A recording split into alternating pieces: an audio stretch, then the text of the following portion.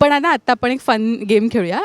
तुम्हा दोघींना म्हणजे एकमेकांचं म्हणजे एक तुम्ही कसे रिॲक्ट कराल ना, म्हणजे तू भारतीताईबद्दल सांग आणि तुम्ही हिच्याबद्दल सांगायचं. मी सिच्युएशन देईन त्या सिच्युएशनमध्ये तुम्ही दोघी कसे रिॲक्ट कराल मला सांगायचं. ठीक आहे. बरं, लंच ब्रेक तुमचा साधारण 1:30 वाजता होतो, पण काही सीन्समुळे किंवा टेक्निकल इश्यूजमुळे थोडा डिले होतो आहे. भूक लागली आहे, लंच ब्रेक हवा आहे, तर भारतीताई कशी रिॲक्ट करेल आणि सेम तू अपूर्वा कशी रिॲक्ट करेल सांग. भारतीताई इथे फक्त स्वतःचा विचार नाही करणार. पहिली गोष्ट तर ती चिडेल पहिलं तर, आणि त्याच्यानंतर ती बाकीच्यांना, म्हणजे असं झालंसुद्धा आहे की लंच ब्रेक झाला नव्हता आणि बाकीचे पण खूप जास्त असे ह्याच्यात होते की अरे भूक लागली काय करायचं, तर तिने सगळ्यांसाठी चिप्स, काहीतरी कोल्ड्रिंक्स आणि काय काय घेऊन ती आली होती. सर ती तशी मॅनेजेबल व्यक्ती आहे, त्यामुळे ती चिडेल पण ती त्याच्या सोल्युशन काढेल की आता ह्याच्यावरती काय सोल्युशन आहे, की बाई आपल्या हातात काय आहे, तर आपल्या हातात हे की आपण आपला पदार्थ घेऊन आपण सगळ्यांमध्ये ते वाटूया. नॉट ओन्ली स्वतःचा विचार न करता ती सगळ्यांचा विचार करा आणि सगळ्यांना ते दे. आम्ही गोव्याला जाताना पण प्लेनमध्ये मला माहित होतं की या लोकांना सगळ्यांना भूक लागणार आहे आणि सकाळचं प्लेन होतं आमचं आणि 3 वाजता उठणार सगळी माणसं.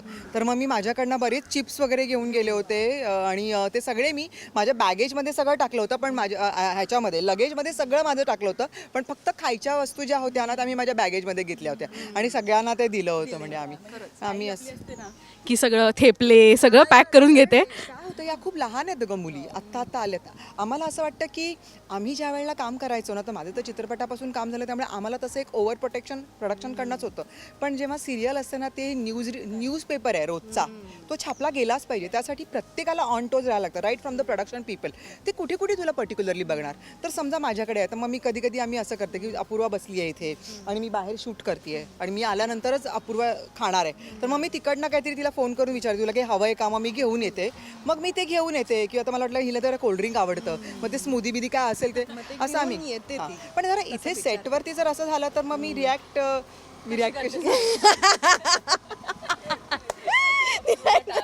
तिला इथं सगळे जण खूप घाबरतात आणि ताई चिडल्यावर मी पण अशी जरा मांजर होते, आता काय बोलेल ताई पुढे.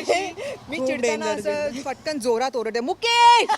तर मी मुकेश म्हणजे आमचा प्रोडक्शनचा आहे, मुकेश. तर मुकेश जिथे कुठे असतो तिथून तू पुढे पळून जातो.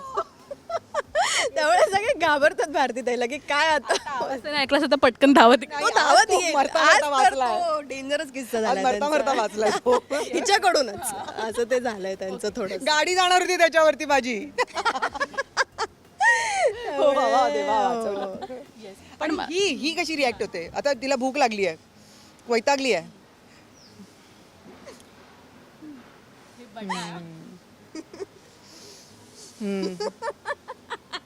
हिच्या बघा नेहमी काढलेल्या असतात ते बघा, या फिरवायलाच असतात.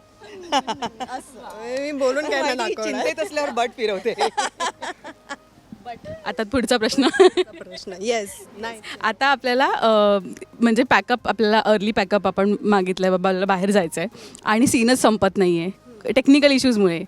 तर ठीक आहे, मग तू कशी रिॲक्ट करशील? किंवा सॉरी भारतीताई कशी भारतीताई काय सांगू का? भारतीताई काही करत नाही, रिॲक्टच करत नाही. ती कृती करायला घेते, डायरेक्ट ती निघून जाते. म्हणजे मी बेसिकली पहिली गोष्ट म्हणजे मी कधी लवकरचं पॅकअप मागत नाही. मी फक्त मी बरोबर 12 तास काम करते. तर 10ला आली आहे समजा, तर 10 वाजून 5 मिनटं झाली आहेत, 10 वाजून 6 मिनटं झाली आहेत, हे काही करत आणि मला बाय बाय असं करून. आणि सगळ्यांना माहिती आहे सेटवर अँड एव्हरीबडी एक्सेप्ट्स इट. म्हणजे कोणी हे नाही असं काही करत, जास्त बिकॉज होत नाही कधी. व्हॅलिड मुद्दा आहे तो ॲक्च्युली, त्याच्यामुळे ते होतं. Thank you so much guys. So much. Good day, thank you.